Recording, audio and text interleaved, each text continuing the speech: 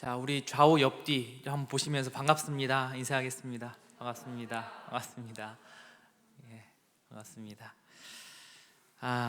우리 정부의 규제 완화 조치로 인해서 저희가 7주 만에 얼굴을 보면서 이렇게 예배를 할 수 있게 되었습니다. 물론 나라에서는 대면 예배를 열었다라고 표현하지는 않고요. 지금 기존 어떤 발표는 비대면이고 온라인 예배인 겁니다. 그런데 이 현장에 50인 미만이 모여서 함께 이 온라인 비대면 예배를 할 수 있는 겁니다. 좀 말에 모순이 있긴 하지만 정부에서 얘기한 것이 그것입니다. 그래서 중간 정도라고 생각하시면 될 것 같아요. 완전한 현장 예배가 열린 건 아니지만 또 온라인 예배와 그 사이 정도가 된 것입니다. 추석 지나고 조금 완화가 되면 저희가 조금 더 모일 수 있지 않을까 생각합니다. 혹시 몰라서 지금 온라인으로 예배 드리고 있는 청년들 있을 텐데요. 다음 주에는 오셔도 되니까 열 나지 않는 한에 있어서, 건강한 한에 있어서 나오셔서 함께 거리두기 하면서 예배하면 좋겠습니다. 우리 청년들 지금껏 살아온 터전을 송두리째 한번 확 뒤엎고 싶은 마음이 있으시지요? 하루에 2번씩 듭니다 하는 친구들도 있을 텐데 한두 번씩은 가져보는 것 같습니다. 저도 그렇고요. 컴퓨터 하드 밀듯이 한번 좀 포맷을 하고 싶은데 우리 인생이 그렇지가 않죠. 기계가 아니다 보니까 깔끔하게 포맷이 안 됩니다. 물론 비슷한 건 합니다. 이사도 해보고 이직도 해보고 이민도 해보고 여러 가지를 꿈꾸지만 이 환경의 변화가 주는 것들이 조금은 나에게 이렇게 도전이 되고 또 영향도 주지만 완벽하게 그 환경이 나를 좌지우지하지는 못한다는 것을 깨닫게 됩니다. 신앙생활도 마찬가지인 것 같습니다. 우리가 인간이기 때문에 주변의 영향을 많이 받습니다. 그러나 그것이 절대적이 되어서는 안 됩니다. 결국 주체적으로 내가 어떻게 나의 생각을, 나의 신앙을 꾸려갈지를 결단하고 또 진행을 해 나가야 되겠죠. 오늘 말씀은 주전 590년경에 일어난 일입니다. 꽤 오래된 일입니다. 바벨론의 침공으로 유다 백성 중에 많은 사람들이 이제 바벨론으로 포로로 잡혀가 있는 상황입니다. 그러니까 예루살렘에도 사람들이 있고 바벨론에도 사람들이 있는 겁니다. 모조리 포로로 데려간 건 아니니까요. 양쪽으로 나눠져 있는 것이죠. 지금 오늘 말씀을 전하는 에스겔은 포로로 끌려가 있는 쪽입니다. 그쪽에서 하나님의 말씀을 전합니다. 바벨론에 끌려온 백성들은 항상 무엇을 꿈꾸며 살을까요? 언젠간 고향에 돌아갈 거야. 지금 너무 힘들고 어려운데 그래도 빨리 이 사태가 해결이 되면 고향에 돌아가고 싶다. 언젠가는 예루살렘으로 돌아가야지 하는 마음을 가지고 살아갑니다. 여러분, 예루살렘에 있는 것하고 바벨론의 포로로 끌려가 있는 것하고 어느 환경이 신앙생활 하기에 더 좋을 것 같습니까? 보통 예루살렘에 있는 것이 훨씬 더 신앙생활 하기에 좋다라고 생각합니다. 그럴 것입니다. 그런데 그렇다고 해서 바벨론에 끌려가 있다고 해서 그 사람들은 완전히 인생 끝난 겁니까? 망한 겁니까? 아닙니다. 망하는 법 없습니다. 물론 바벨론의 문화 가운데 사람들 가운데 살아가야 되지만 바벨론의 모든 안 좋은 문화들을 무조건적으로 수용할 그럴 의무는 없는 겁니다. 물론 환경의 영향은 받지요. 바벨론에 있는 백성들은 백성들대로 흔들렸습니다. 또 에스겔 다른 부분을 보면 나오지만 그렇다고 해서 예루살렘에서 신앙생활하고 있는 사람들은 신앙을 아주 굳건하게 잘 지켰느냐? 그것도 아니었습니다.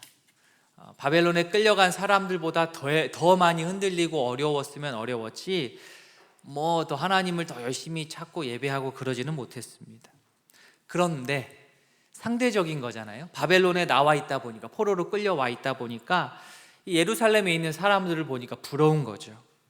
예루살렘 속 사정은 사실 잘 몰라요. 그 사람들이 얼마나 예배를 잘 드리고 있고 신앙적으로 바로 서 있는지 자기들이 봤을 때는 너무 좋은 겁니다. 그래서 자신들이 돌아갈 저 예루살렘은 너무 단단해 보이고 멋져 보이고 영원할 것 같고 상대적으로 자신들의 처지는 이건 곧 망할 것 같고 끝난 것 같고, 예루살렘에 가면 나도 더 하나님을 가까이 할 텐데, 모든 것이 해결될 텐데, 내가 왜 끌려와서 내가 예루살렘만 가면 모든 것이 해결될 텐데 하는 생각이 지배적이었습니다.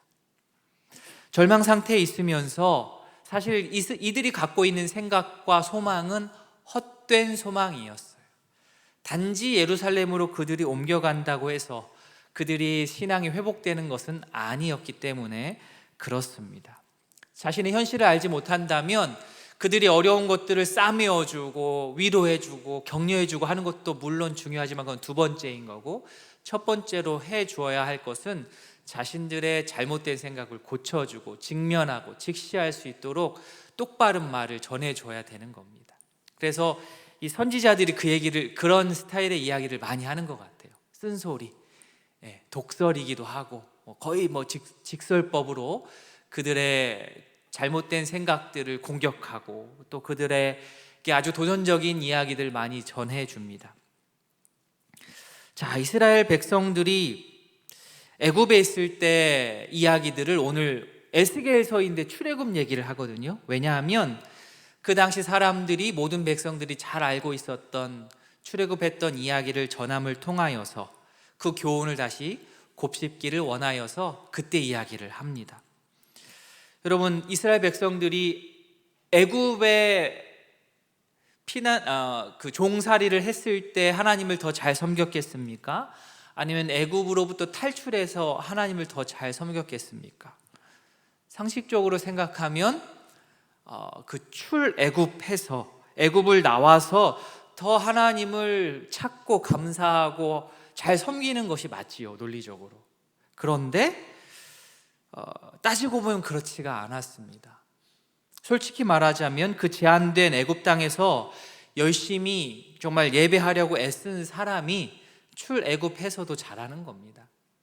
애굽 땅에서 예배자로 서려고 몸부림친 그런 역사가 없는 사람이 갑자기 애굽의 압제로부터 짠 하고 벗어난다고 해서 갑자기 신실한 성도로 탈바꿈하지는 않는다는 겁니다. 이스라엘 백성들이 어떤 자체적인 힘이 있고 혹은 독립하고자 하는 어떤 의지가 충만하여서 출애굽한 것이 아닙니다. 이것은 오직 하나님의 은혜였습니다. 자기들 의지로 출애굽한 것이 아님에도 불구하고 나중에는 착각하지요. 마치 자신들이 잘나서 출애굽한 것으로 말입니다. 이들의 착각을 먼저 하나님이 교정해 주십니다. 10절 말씀 보시겠습니다. 그러므로 내가 그들을 애굽 땅에서 나와서 광야에 이르게 하고, 자, 10절에 내가 누구겠습니까? 여호와 하나님입니다. 그냥 저절로 살다 보니까 출애굽하게 되는 것이 아니고 여호와 하나님께서 그들을 애굽 땅에서 나오게 하셨습니다. 왜 그렇습니까? 그 이유가 9절에 나와 있습니다. 9절 중반부에 이는 내 이름을 위함이라, 내 이름을 그 이방인의 눈앞에서 더럽히지 아니하려고 행하였음이라.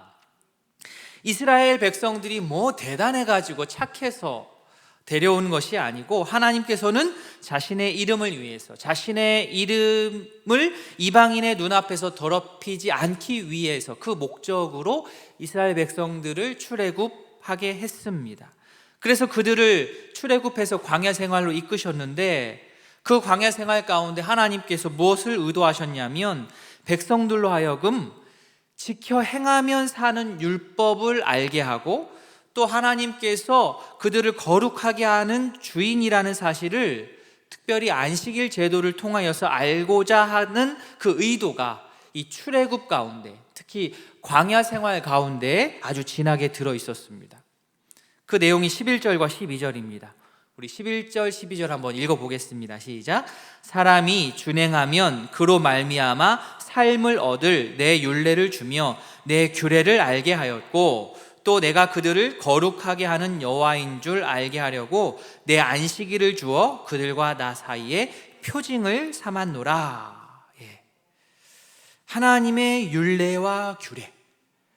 자, 우리 청년 지체 여러분은 하나님의 율례, 하나님의 규례 그러면 어떤 반응을 보이십니까? 너무 좋다 이럽니까? 부끄럽게도 저는 여러분 나이 때 그러지를 못했습니다. 그냥 숨이 막혔어요. 하나님의 율례와 규례하면 율례 규례, 이것도 하지 말아야 되고 저것도 하지 말아야 되고, 온통 규제와 금지 조항들이 내 머릿속을 막 채우면서 막 목이 조여지는 느낌이었어요. 어쩔 수 없는 것 같습니다. 교회 생활을 하고 교회 생활을 열심히 할수록 더 율례와 규례를 알면 알수록 더 사실 그 자유의 그 복음을 알기 이전에 아주 그냥 엄격한 하나님의 말씀에 어떤 율례의 법칙들이 먼저 다가오는 경우가 많다 보니 저도 그랬던 것 같습니다. 옛날에 한번 얘기했던 것 같은데요, 제가 총신대 신학과를 갔습니다. 근데 이 학교 신학교를 가는 것을 결정하고 가장 마음이 무거웠던 게 그거였어요. 내 신학교를 가면 친구들이랑 재밌게 놀던 것들을 못 노는구나, 이 노래방을 못 가게 되겠구나, 어떡하나. 가보니까 다 가더라고요. 근데 이거 나 이제 찬송가만 부르면 평생 살아야 될 텐데 어떡하나. 총신대 가면 가요 부르면 혼나겠지, 뭐 이런, 지금 생각하면 되게 웃기는데 그 당시에는 진짜 심각했어요. 난 내 인생 끝이다, 이제 완전 새로운 삶을 살아야 되는데 온통 막 하지 말아야 되는 그 금지 조항들, 성경에 안 나와 있거든요. 그런데도 그 금지 조항들, 규정들이 내 머릿속에 가득 채워지면서 마음이 되게 무거웠던 시절이 있었습니다. 우리의 고민의 대부분은 이런 거죠. 하나님 믿긴 믿어요. 그래서 어떻게 하면 하나님의 율례와 규례와 굴레와 이 속박을 좀 벗어나서 자유롭게 살고 싶은 마음이 있죠. 그래도 신앙인이니까 또 동시에 하나님의 인도하심 가운데에 평안함을 또 누릴 수 있을까? 이 두 가지를 생각합니다. 여러분, 이 두 가지를 함께 할 수 있다고 생각하십니까? 잘 생각해 보십시오.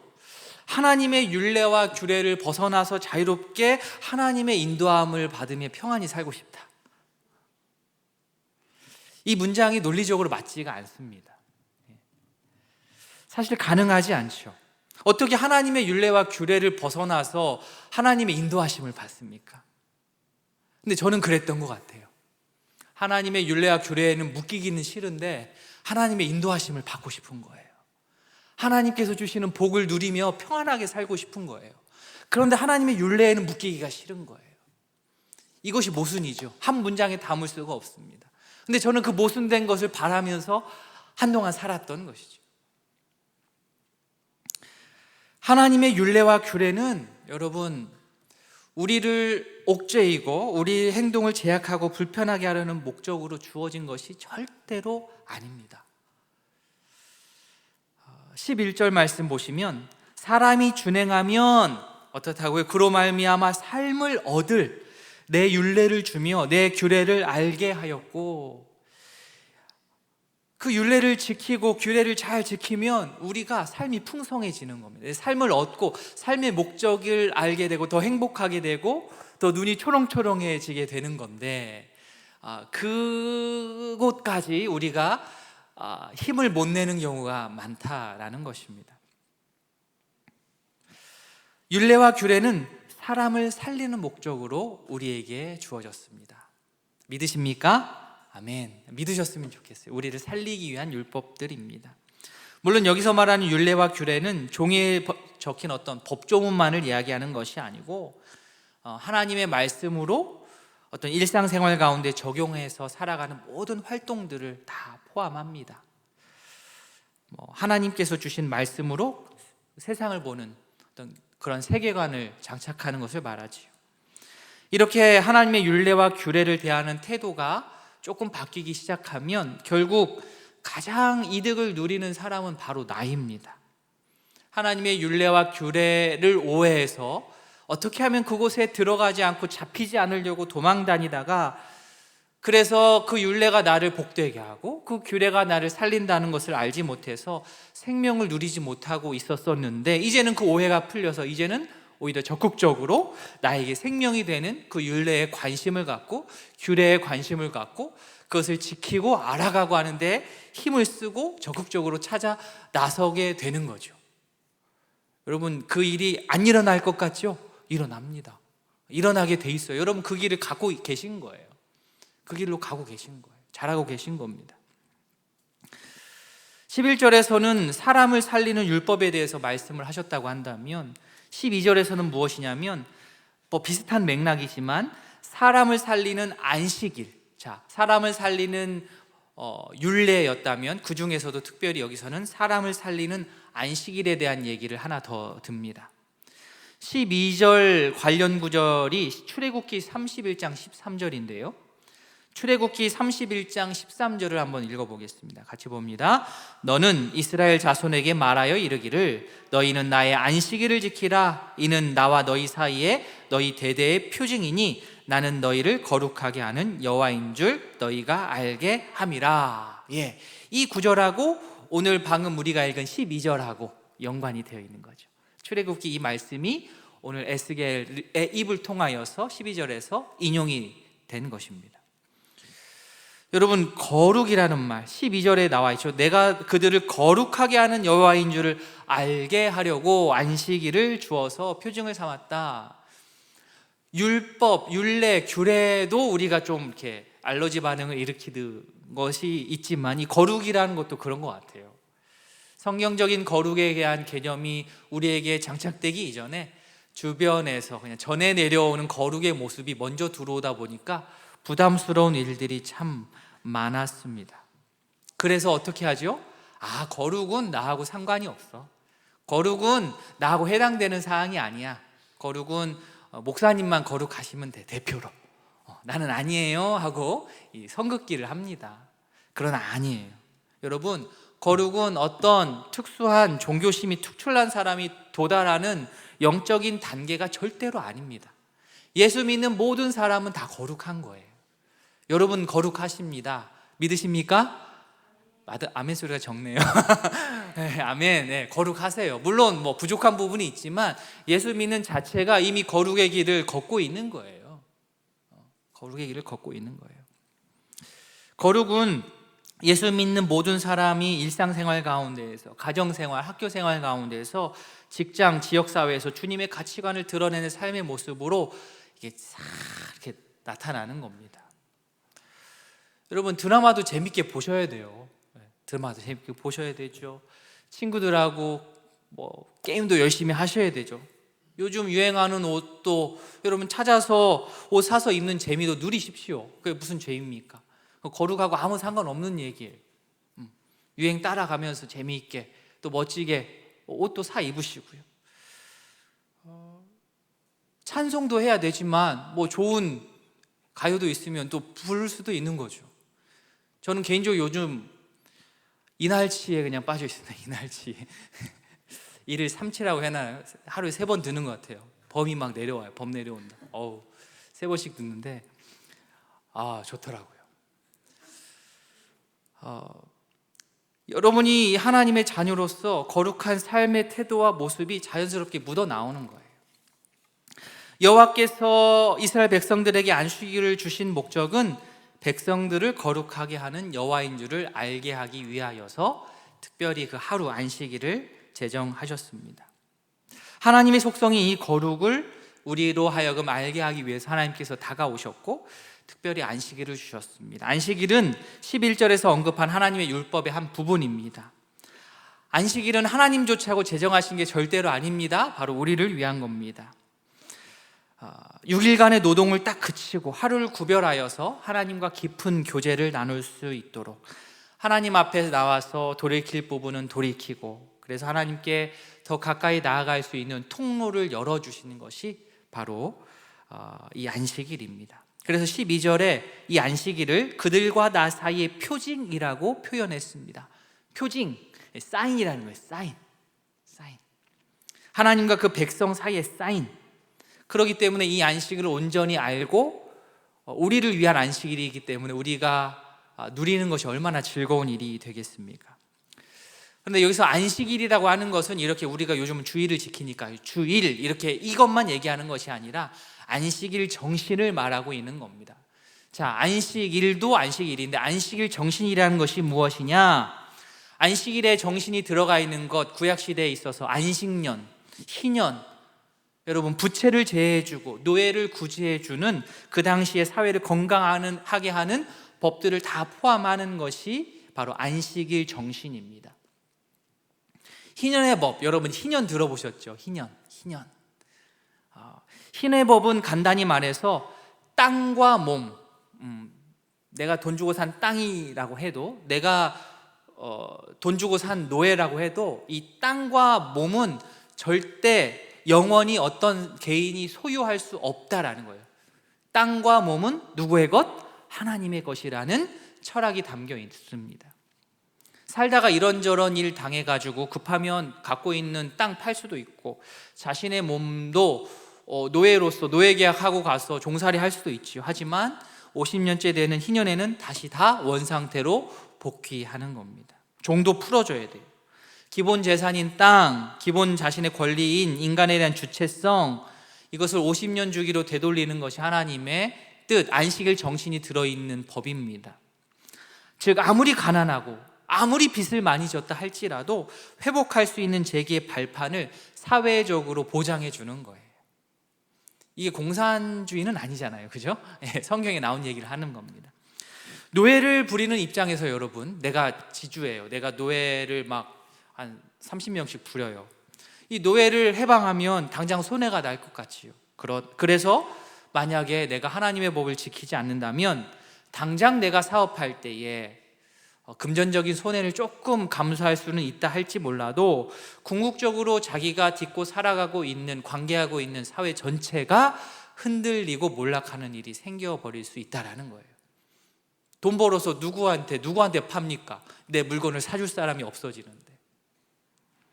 빚진 사람의 토지를 가지고 있는데 끝까지 그 토지를 돌려줘야 하는 사람한테 돌려주지 않고 내가 소유하고자 계속 애쓰고 고집을 부린다면 당장에는 내 토지 문서가 더 많아질 수 있지 몰라도 그 사회 전체가 병들고 힘들어질 수 있다는 것이 하나님께서 너무나 잘 아셨습니다.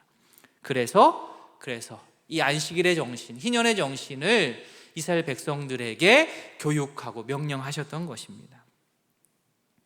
하나님께서 이스라엘 백성에게 그리고 우리에게 안식일 정신을 실천하고 살려고 하는 것은 그럴 때에 너나 할 것 없이 다 같이 살 수 있기 때문에 그렇습니다. 주일에 돈 못 벌어서 손해보는 것이 안식일이 아니고 나도 살고 남도 살게 하는 것이 안식일 정신입니다. 주일을 지키고 희년 전신을 실천하고 하나님의 정의와 긍휼의 마음을 이 땅에 펼쳐 보이면서 살면 여러분도 살고 여러분의 주변도 삽니다. 내가 속한 사회도 살아납니다. 정말로 그러합니다. 지금 사회가 여러 모양으로 발전해 가면서 이렇게 일요일, 주일에 출근해야 되는 직종들이 막 늘고 있어요. 소방관, 또 의사, 간호사, 경찰, 군인 뿐입니까? 일반 사무 보는 분들도 당직도 해야 되고 해서 주일에 의무적으로 나가야 되는 분들이 더 많아지는 것 같습니다. 열심히 근무하십시오. 주일에 근무해야 되면 해야 되지요. 주일에 정해진 시간에 예배할 수 없다면 주일 새벽에든 주일 저녁에든 어떻게 해서든 내가 주일을 한번 지켜보겠다, 예배하겠다라는 그 마음을 한번 가지셨으면 좋겠습니다. 주일 예배하는 것 너무 가볍게 생각하지 마시고 그게 뭐 율법 아닙니다. 안식일 정신을 실천하기 위하여서 주일을 내 삶에 있어서 중심에 놓고 예배드리려고 애쓰는 모습이 우리 가운데 꼭 필요할 줄로 압니다. 그런데 만약 내가 청년 일부예요. 그래서 아직 학생이에요. 그러면 선택할 수 있는 건 많잖아요. 청년교구 예배 시간만큼은 여러분 절대 알바에게 내어주지 않으셨으면 좋겠어요. 계속 얘기해서 이 잔소리 같아 보일지 몰라도 여러분 하나님의 말씀입니다. 그 시간만큼은 양보하지 않으셨으면 좋겠어요. 당장은 내가 그 일을 하지 못해서 불편할 수도 있지만 인생 90, 100년 바라봤을 때에 주일 예배 시간을 삶의 최우선으로 둔 사람과 그렇지 않으면서 사는 사람은 분명히 그 결론이 다를 수밖에 없습니다. 제가 겁주는 것이 아니라 권면하는 거예요. 여러분 그거 괜찮은 투자거든요. 주일 지키며 주일 예배하는 데에 여러분의 인생을 투자하시면 손해보지 않습니다. 하나님께서는 여러분 사람을 살리려고 율례와 규례, 안식일을 주셨습니다. 그러면 목사님 그러면 단순하게 그 주신 목적들 잘 알고 실천하면 되는 거 아닙니까? 그런데 이게 간단하지가 않습니다. 그 당시 사람들이 어떻게 했느냐? 13절 말씀, 우리 13절 말씀 같이 읽어봅니다. 시작. 그러나 이스라엘 족속이 광야에서 내게 반역하여 사람이 준행하면 그로 말미암아 삶을 얻을 나의 율례를 준행하지 아니하며 나의 규례를 멸시하였고 나의 안식일을 크게 더럽혔으므로 내가 이르기를 내가 내 분노를 광야에서 그들에게 쏟아 멸하리라. 그러나 안타깝게도 이스라엘 족속은 광야에서 그 의미를 실천하지 못하고 생각하지 못하고 반역했습니다. 반역, 실행에 옮기면 생명을 얻게 되는 나를 위한 하나님의 이러한 규례와 율례와 안식일 정신들의 말씀들을 내가 반사해버린 거죠. 거룩을 경험할 수 있는 안식일을 내가 노한 거죠. 더럽혔습니다. 그게 반역입니다. 사실 이 모든 것을 나 하나님 잘 몰라요 해서 했으면 반역이란 말까지 쓰지도 않으셨겠죠. 다 알면서 그랬어요. 알면서 그랬기 때문에 심하게 그거 반역이야 라고 얘기했습니다. 이건 무지가 아니라 무시입니다. 무지는 그래도 좀 귀엽죠. 그러나 무시는 이건 괘씸한 겁니다. 알면서 하나님을 무시한 거예요. 하나님을 기쁘시게 하는 일이 무엇인지 분명히 알고 있으면서 하나님의 백성이 어떻게 하면 진짜 행복하게 사는 길인 것을 알매도 불구하고 의도적으로 그 생명의 길을 거부한 것이죠. 이것이 무시입니다. 에스겔 20장 여러 곳에서 이에 관련된 내용들이 엄청나게 많이 반복됩니다. 오늘 본문의 13절, 16절이 그렇고 조금 더 가보면 21절, 24절도 그렇습니다. 21절 앞부분에 그의 자손이 내게 반역하여 나의 율례를 따르지 아니하고 규례를 행하지 아니하였고 안식일을 더럽힌지라. 24절도 나의 규례를 행하지 아니하며 나의 규례를 멸시하고 더럽혔고 그들의 조상의 우상들을 사모했다. 같은 얘기가 계속 반복됩니다. 하나님의 율례와 규례를 지키는 것, 안식일을 거룩하게 지키는 것, 이것을 잘하도록 훈련받는 기간이 광야에서의 기간입니다. 어떤 분인지, 하나님이 어떤 분인지 이스라엘 백성들이 다시 한번 배울 수 있는 그 기회와 찬스가 바로 광야에서의 시간이었습니다. 40년간 율례와 규례를 지키라며 안식일을 지키는 과정을 통해서 이스라엘 백성들의 몸의 체질이 하나님의 말씀대로 거룩하게 바뀌어져 가는 것, 너무나도 아름답고 감사한 일인데, 사실 40년 정도 훈련했으면 될 법도 했는데 웬일인지 하나님께서 가장 싫어하시는 우상 숭배의 모습이 불쑥 튀어나오고 말았습니다.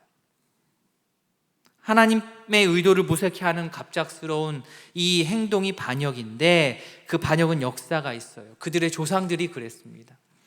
24절 뒷부분 보시면 그들의 조상들의 우상들을 사모함이며, 여기에 꽂힌 거죠.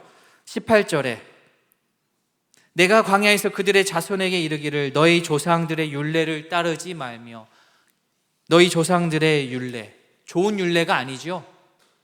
오해하지 마십시오. 어르신들 말 듣지 말라는 말이 아닙니다. 18절에 나오는 너희 조상들의 율례는 사람을 살리는 하나님의 율례와 정반대되는 개념으로서 우상을 따랐던 조상들의 그 이기적인 마음을 말합니다. 어느새 하나님의 규례는 묻혀버리고 오히려 하나님을 거역하고 무시하고 불신앙의 그 규례가 스멀스멀 올라올 때 그 규례를 따라가면 안 되는 거예요. 여기서 너희 조상은 하나님을 몰랐던 사람이 아닙니다. 하나님 알았던 사람입니다. 그런데 반역했어요. 그 반역한 사람들의 논리, 그 반역한 자들의 생활, 그 반역한 자들의 변명, 그 반역한 자들의 문화를 그냥 좋아 보인다고 무비판적으로 졸졸졸 따라가지 말고 그들이 섬겼던 그 우상적인 요소로부터 확실히 돌이켜야 된다는 겁니다. 19절 하반절 또 20절 상반절에 나오듯 너희는 나의 규례를 따르며 나의 율례를 따르며 지켜 행하고 또 나의 안식일을 거룩하게 할지어다. 왜 하나님께서는 에스겔을 통하여서 지금 출애굽 얘기를 하고 있는 겁니까? 이들이 아직도 조상들이 했던 그 잘못들을 똑같이 답습하고 있기 때문에 그것을 지적하고 또 권면하고 바꾸기를 원하셔서 말씀을 하셨던 것입니다. 말씀을 정리하겠습니다. 이스라엘 백성들이 밥 먹듯이 배반하고 반역하는 모습들을 보면서 참 우리들의 모습이 거기에 들어있는 것 같아서 마음이 아픕니다. 우리도 그렇지요. 내가 잘나서 출애굽한 것처럼 느껴질 때가 얼마나 많은지요. 아닙니다. 하나님께서는 우리가 자격이 없었음에도 불구하고 우리를 건져내 주신 겁니다. 우리는 계속해서 반복적으로 하나님의 눈길을 피해서 이방인이 되기를 힘쓰지만 하나님께서는 여전히 우리를 하나님의 백성이라고 말씀하시며 불러주시며 우리의 삶에 친히 개입하셔서 하나님의 백성으로 하루하루 변화시켜 나아가고 계십니다. 여러분, 이것이 은혜입니다. 이 은혜를 꼭 기억하실 수 있기를 원합니다. 바라기는 하나님의 법도를 반하는 어떤 우리 조상의 율례와 법도를 무비판적으로 따르는 일을 이제 멈추고 이제는 하나님의 율례와 법도 그리고 안식일의 그러한 정신을 우리가 지키는 실천을 통하여서 주님의 자녀다운 모습들을 더욱더 확장시켜 나아갈 수 있기를 소원합니다. 동시에 우리가 그럴 수 있는 이유는 여전히 배반과 폐역의 유전인자가 있는 우리들이지만 끝까지 나의 그러한 부족함을 참아주신 주님, 그리고 나를 대신해서 죽으신 예수님의 사랑 때문에 가능하다는 것을 기억하면서 우리 남은 인생 배반자가 아닌 사람을 살리는 율법과 안식일의 정신들을 기억하면서 기쁨으로 그것들을 준행하며 살아가는 나도 살고 그래서 나도 살고 남도 살리는 주님의 귀한 자녀들 다 될 수 있기를 진심으로 소원합니다. 아멘.